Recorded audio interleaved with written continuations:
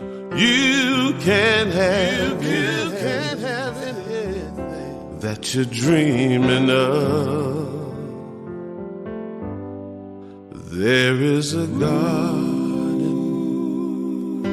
where dreams come true, a beautiful garden. That garden is you. Such a beautiful garden. That garden is you.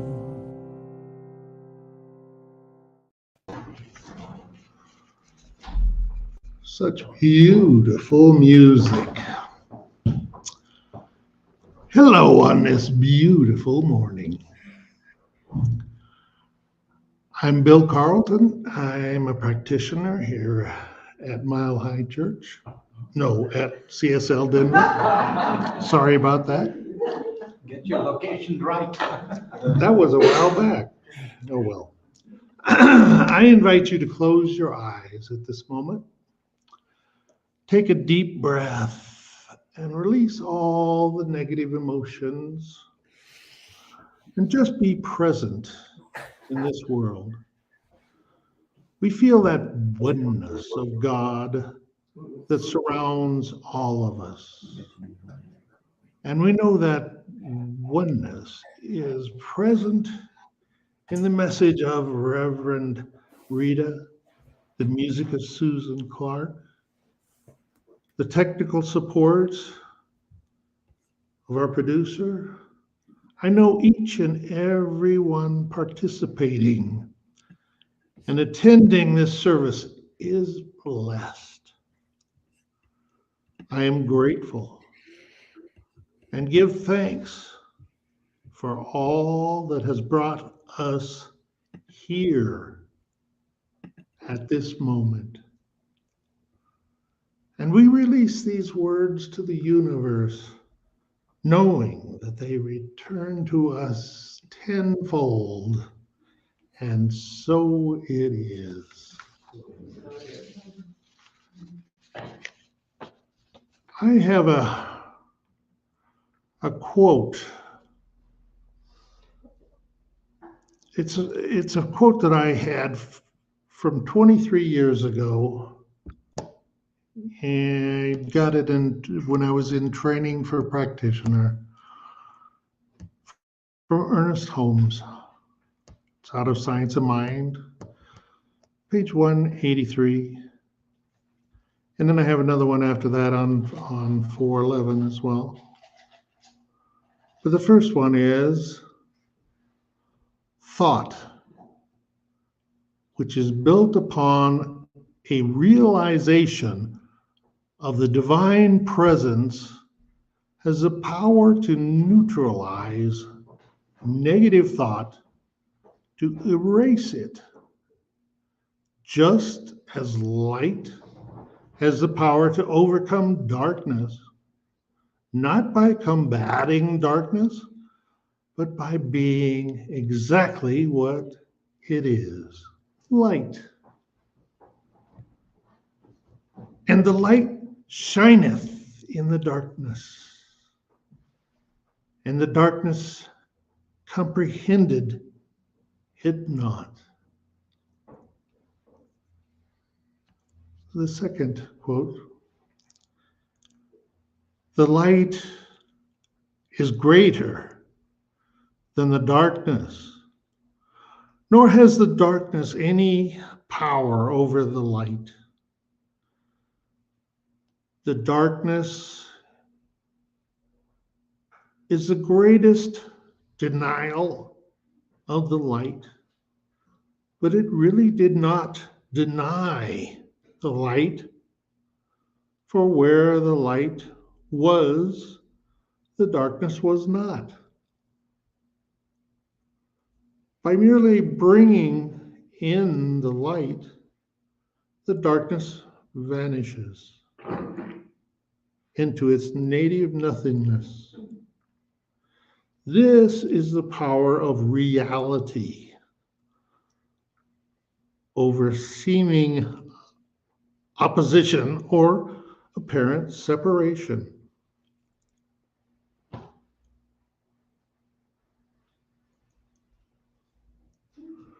And now a bit of more music by Susan Clark. Hello, CSL Denver, and to any of you who might be watching from parts unknown. Susan Clark with you once again to provide some music for your service. Gosh, I sure do miss seeing you guys. I was hoping on getting up to Denver in May to surprise you with an in-person performance, but I couldn't quite get all the wheels in motion to make that happen. So here comes the next best thing. I picked out a song for you. This is a funny song. It's called Step Away from the Seed.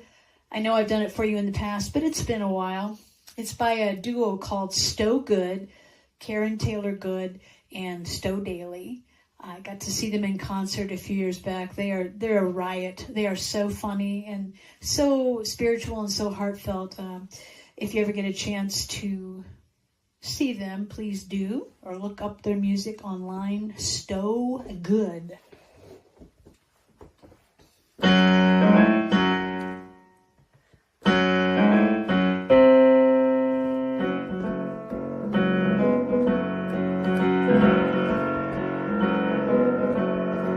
Ladies and gentlemen, the story you're about to hear is true. Only the names have been changed to protect the innocent. The scene of the crime, Friday at 5, the sirens were screaming, police cars arrived. She was holding a shovel, looking guilty as sin, caught in the act, about to dig in. The officer shouted, put your hands in the air. Would you mind explaining what you're doing there? This is looking suspicious. Are you covering your tracks? This better be good, man. Just give me the facts. She said, I planted my dreams here, but fear they won't grow. If I dig them up, then I surely know if they've taken root yet or all turned to weed. The officer shot back, ma'am. Step away from the seed. What? You've got to be kidding. I don't think you understand. These seeds are my windfall, my ace in the hole, my hope in my future, and I need some control. They're my major investment, my 401k. I'm protecting my stash, dude, get out of my way. It's my victory garden, but it's growing too slow.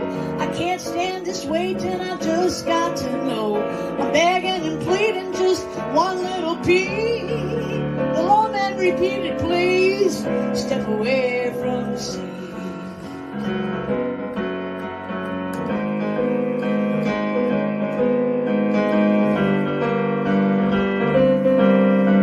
By now the policeman, he was clearly disarmed. We're all on your side, man, and we mean you no harm. But you got this all wrong, and you're gonna get hurt if you don't get those fingers out of the dirt. 'Cause I'm not a farmer, but I know too well. You mess with your seeds and your crop goes to hell. And all that manure, well, it helps them to grow. You water, you weed them, and then let them go. So that's the whole story. It's true every part. The big magic happens alone in the dark. You dream that you planted, and then let it be. So do yourselves a favor, y'all. Step away from the sea.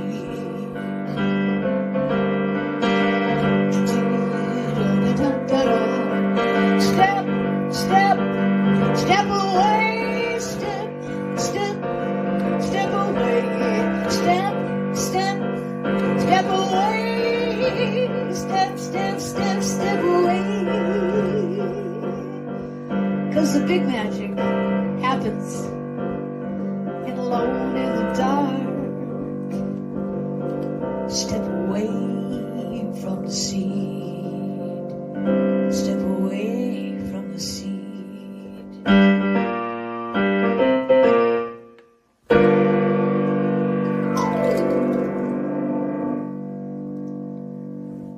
That was fun. I love Susan's music. Oh. Okay, Oh, I'm growing. Thank you. Oh, well, everyone, thanks for spending this time this morning, and it is your time. And it's your time to just be within yourself and have an experience of whatever you need to. So with that, those of you, I know most of you already know that I'm more of a guide than a speaker. And you might have noticed that there was no opening joke, no story. So we got Susan's great music. So what we're going to do today is kind of take a little inward for you journey to understand really light and darkness and shadow from your inner intelligence, which is really the only intelligence that there is. And so just relax and enjoy it. You don't have to focus, concentrate on anything.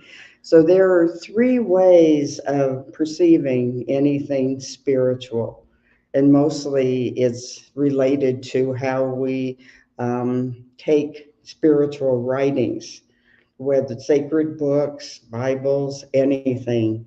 There's the literal sense in which we just allow whatever the idea is to be literal.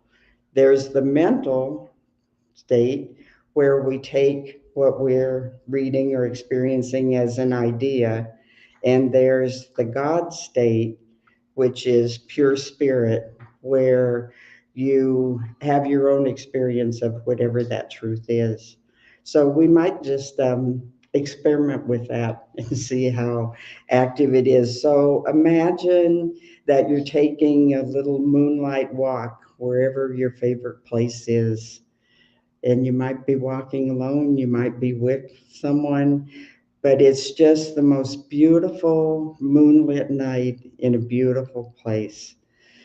And you're invited by just the lushness of the grass to just lay back and look at the stars. And you're in a place without light pollution where there are many, many, many stars. So, in the literal sense, you're laying there enjoying the grass, the breeze, and you look at the stars. And they're there. And your mind goes to how nice the grass is. Maybe you can go get something to eat later on the way home. Did you remember to do something before you left? That's the literal expression or experience. The stars are beautiful and they're there and they're always there, and so what? That's it. In another experience, you can become more deeply engaged with the stars in the realm of ideas. And you can recognize that they're pinpoints of gases and dust accumulated over millions of years in small particles. And the constellations, you can point them out in the sky. You can experience how they guided people centuries ago, and you can enjoy that. And that's in the mental sense. Or you can just lay there and do nothing and be nothing and let the stars enjoy you, that they're sparkling so that they can see you, and to just be in that present moment, whatever it may be for you, with absolutely nothing else going on. Nothing needs to be. You might even forget where you are or what time it is, or everything just stops in that moment. And that is the God experience of that particular thing of the stars. And so we take that same method of experiencing into everything that we take in that has some religious or spiritual purpose or meaning. So there's a Hindu quote that I just love. And in the Hindu Bible, it says, The heart affords a great light. It illuminates the senses. In it resides memory, reflection. It is the imperishable one. It is the lamp and center of the body. All sacred writings are God. And that's echoed through maybe the Bibles that are more traditional to us in Hebrew or Christian, and the idea of let there be light. Not make there be light, just let there be light. And the idea that the truth that it states that you're the light of the world. So the language that's reliable is the language of the heart, because that's where true intelligence resides. And its communication is different and unique with each person. It doesn't ask you to believe a certain set of things. It doesn't tell you some things are acceptable, some things are not. And it's always there and it's changeless. But your heart has its own language. And that language is always there, just as the stars are always shining, even when it's daylight. But it waits for you to invite in the experience of your own intelligence. So the heart is happiest, most at home and communicative with the language of mythology. Its ancient symbols have a deeply rooted meaning in our psyche that we process and translate however we want to. So mythology is present in everything. It always was. And you find that as you delve into anything that has an experience or a prompting in you that's greater than yourself. My latest sort of, I call it the memory mentor, is C.S. Lewis. I've just come to marvel at that imagination and the life that he led, and that he and his friend J.R.R. Tolkien both have rooted in all of their work mythology. The Norse myths, the Gaia myths, the Greek myths, they're all there because they're the language that our heart knows that explains what life is and what it's about. And it's a language that we only hear when we're quiet, when we're still, when the idea of be still and know really means that you know everything you need to know already within yourself, if you'll just allow yourself to do that. So in that language, the shadow resides, and it has a very prominent and sacred role in every myth. It's the part that's not light and it's not dark. It's some reflection of both. And it has to be there as the catalyst to prompt the journey in the first place, because something feels not right and something feels like you need to go. And that's the shadow part that says there's something about you that is unknown to you, and it would be wonderful if you knew it. And it's also the same, trolls under the bridge that pop up and look like the shadow in the old railroad or old radio show, but they're friendly and they have a special message. So it's in that way that we engage that shadow part of ourselves. So it's a journey that takes quiet, takes time. The thing that in our society people most think they don't have an importance for, as much as getting a laundry done or whatever, which in perspective is crazy, but I do it too. So that's the way it is. So if you want to just be quiet and shut your eyes if you want, and kind of enter your own story. because your own story is the best story there is, and it's still being written. And as we know of everything in spirit, it's mostly remembering where we came from, a changeless one that when we came into this world saw us only at our very highest and best and has never stopped seeing us that way as its own creation.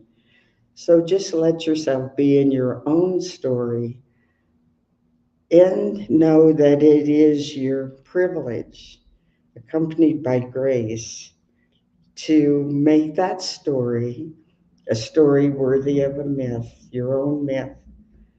So I'm just going to read you a couple of things, and you don't have to try to absorb them. Just let them kind of flow over you. And one of my favorites, Joseph Campbell says, cautiousness is like a lantern on a dark night, illuminating everything within a circle. When it's carried from one place to another, some new obscurity surrounds the circle of clarity. What we know about ourselves is in continual dialogue with darkness.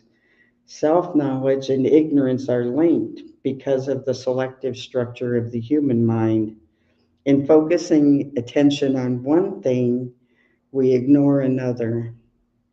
The unknown self contains all of these experiences, feelings, fantasies, and possibilities that we repress rather than act out.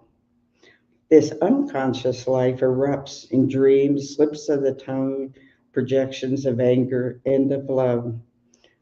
We don't know what we don't know does hurt us, and it helps us.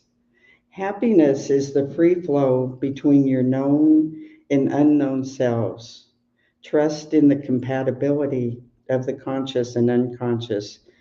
The more we venture into the psychic depths, the more likely we are to discover that unknown part that is not peopled with enemies, but with happiness. So if you just allow your heart intelligence to just kind of roam over your story this far and not to expect anything, because you're not writing this story. You're allowing this myth that is truly you from creation to become known to you, and you will be as successful and amazed and courageous and frightened as every myth that you've ever read. So Joseph Campbell also said that myth is the secret opening through which the inexhaustible energies of the cosmos pour into human culture and manifestation. So it is the purpose of the shadow to kind of wander back and forth between what's light and what's dark in us. And his purpose is to show us what we don't know. And we can experience that in the same three literal ways. We can experience what we don't know about ourselves as we don't know a lot about ourselves. And so we just kind of go with the flow day to day, hoping for the best. Or we can view it in the mental sense, which is of idea, and we can allow our mind, not our heart, to list out every shortcoming we have, everything we should have done or shouldn't have done, could have done or wouldn't have done, and through the whole thing, keep the tally of all of the ways that we fall short of what this fantasized ideal is, so that we keep a log, so that self-doubt and self-criticism are always there at our fingertips. But they really are not very interesting to the story. They're just a list. And we use our mental process of religion, which is always in every religion, to bring a human closer to understanding their own nature in God, however it pans out. But the idea is that this shortcoming I can change. I can do my affirmations, my prayers, I can focus on it. I can change how I behave, and that'll be one down. And I can keep doing that. I can say that these physical experiences are not real. They're not real in the sense of spirit, and they're not. Neither is most of what happens in a myth factual. They're real, but they're not factual. And so I can say that, it only takes more willpower. It only takes more focus on my growth, and I can change these things, which is also not a very interesting story and a long, drawn out exercise, because I have experienced each of these, as I bet you have. And the God experience is to say, whatever this is that my heart is engaged in, conversation about or with, has something that it wants me to know that I don't already know.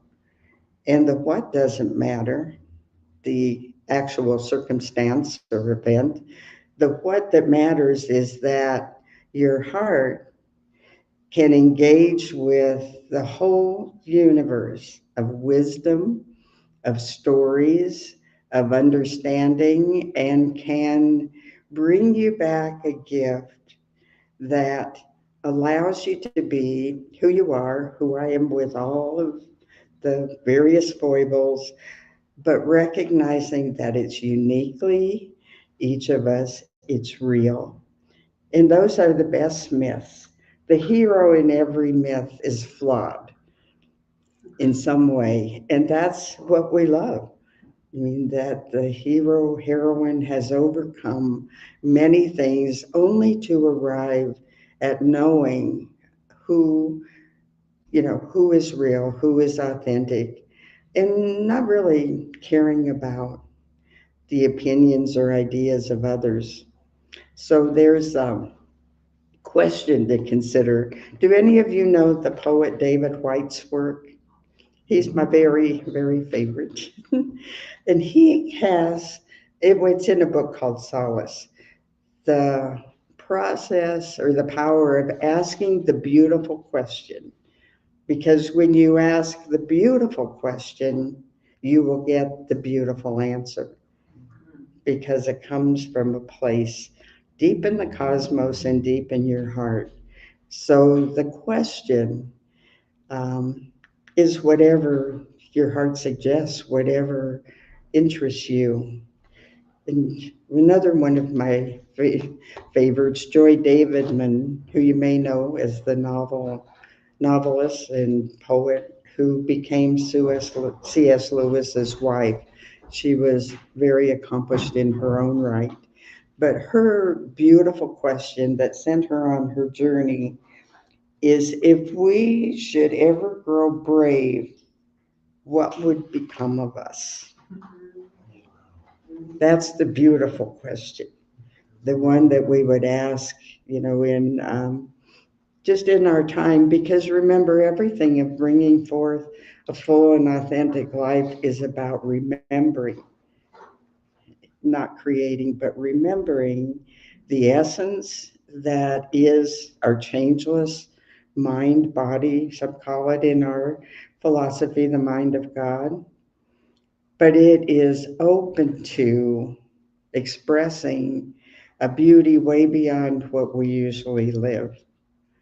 And we're fortunate to have artists in residence who know the real value of the shadow and how it's hard to work with. Or at least that's what my mom said, who was somewhat of an artist, that those happy little clouds were the hardest thing for her to master, because the shadow brings attention to something or obscures it so that the focus is somewhere different. And it's a skill to master, just as our shadow is. And the darkness, I always, and I have before, I think since I was small, said to myself, and I do love the dark, the darkness, I love the darkness because it shows me the light. And I love the light because it shows me the way. And so it's within those that you think about when you're in a theater for a performance and the lights go down and it becomes dark. It's that sense of anticipation. Something good, wonderful is about to happen. And you probably don't know what it is, but it's going to be good. And in that darkness, there is always good, for that's where things grow. And so if we think more in, our experiences from that idea or mental state, we know some other truths. Too much light burns things up, and too much darkness doesn't let things grow. And so it's the need for both of those that we're able to use for our own story. And nothing is more interesting than your own story as you see it evolve with all the surprises and challenges, but always knowing that since you were an idea in the mind of God before you had a body, that you are only seen in your highest and best. And what you're acting out, living out is your own myth or story. And so that's what I would invite us to do as we work with light and shadows and know that one is the other's complement. And I would just say, no matter, I think all of our lives, our interior lives, are vibrant and exciting and have deep, maybe loves, regrets, heroic acts, and times of real cowardice. And that's what makes the story. So I think of it as for this time that we're allowed to be here on this earth, creating our own story, living our own myth, that we need to use it wisely. We don't want to be that person who leaves, and I've been present for many, where the obituary is like a list. Where you were born, where you grew up, who your parents were, what you did for work, who you married, who your kids are, where you moved. And it is not anything of the real life. And as I've worked with many memorial services, people find it difficult to access a true, deep heart memory of the person. So you don't want to be in that place where someday someone reads, you were born, you died, and it's the circle of life. That's not the indication.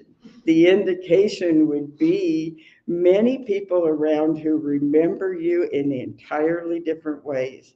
Some as a wonderful, kind person, another as a difficult, self-centered, selfish person.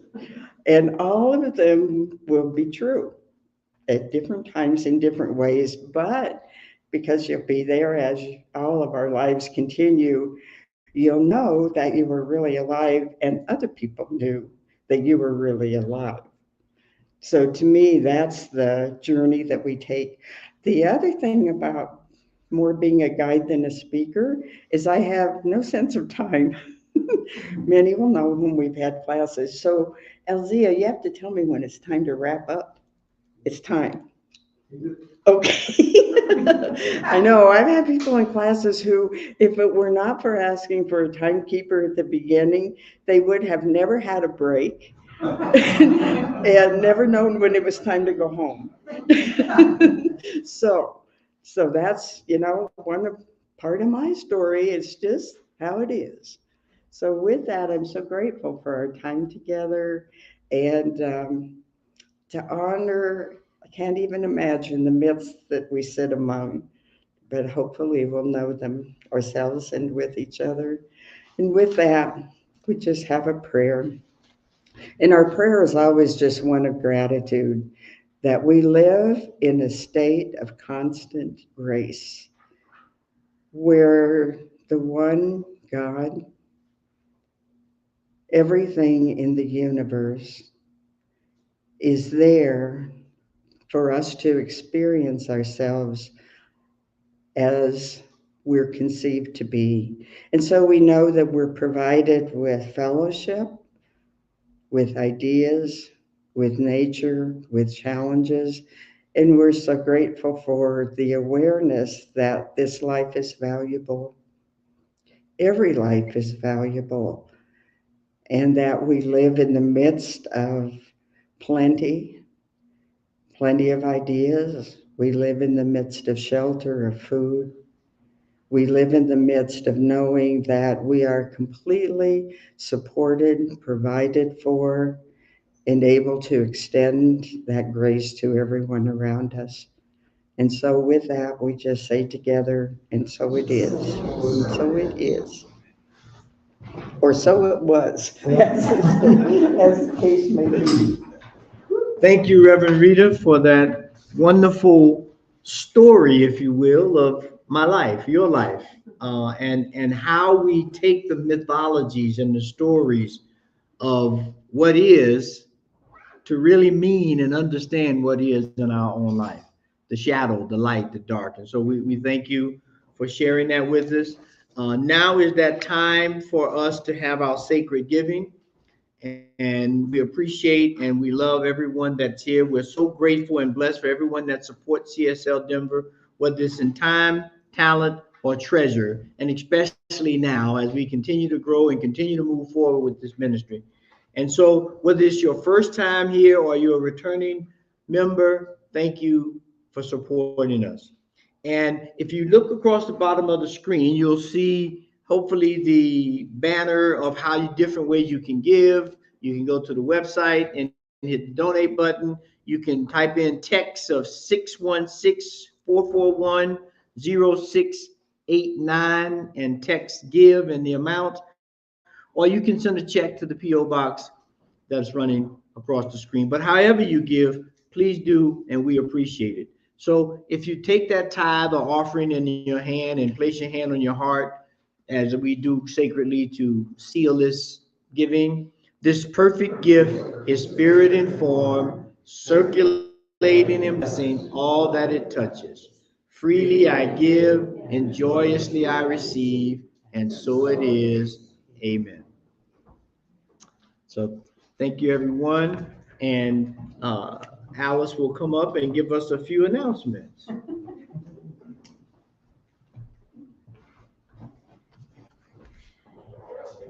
Do I need to move this up? Oh, well, cutting off the top of my head. I'll just scratch. Anyway, we absolutely so love Reverend Rita when she comes. She just has such a delightful outlook on life and just the divine.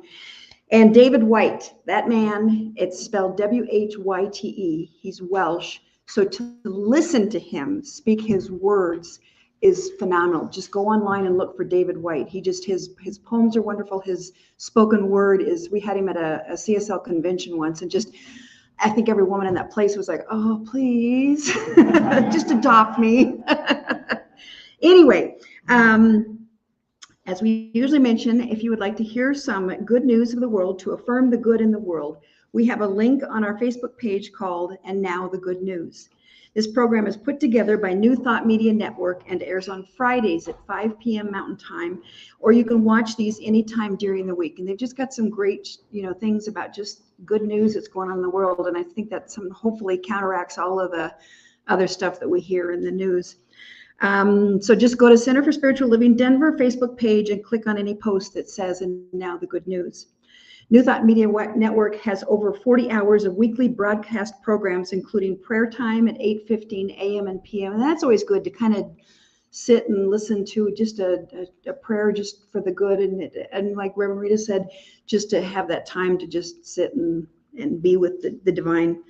They also have Wisdom of the Mystics and Finding the Joy in the Journey, along with New Thought Radio, to name just a few. They have also recently added a prayer time in Spanish, as well as 40 Days to Love in both Spanish and English. We invite you to go to www.ntmedia.org and check out what they have.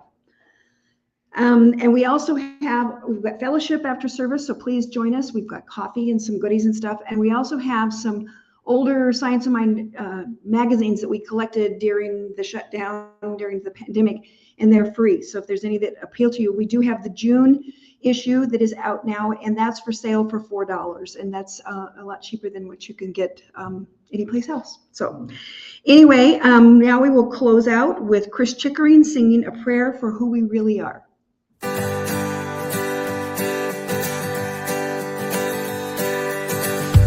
This is a prayer for the love within us. This is a prayer to release our hearts.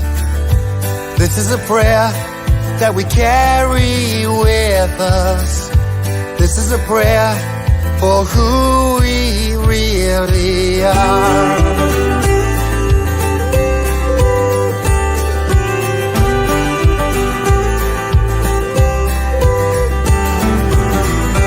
We are light, we are sunshine, we are what we believe. We are hope, we are promise of everything that's yet to be. We are bliss, we are laughter, we are flowers in the spring. We are life, ever flowing, and these are the words that we will sing. This is a prayer for the love within us. This is a prayer to release our hearts. This is a prayer that we carry with us. This is a prayer for who we really are.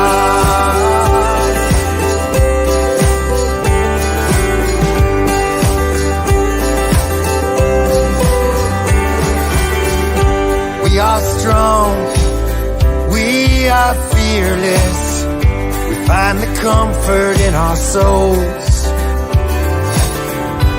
We are real, we are open to the destiny that's ours to hold. This is a prayer for the love within us. This is a prayer to release our hearts. This is a prayer that we carry with us. This is a prayer for who we really are.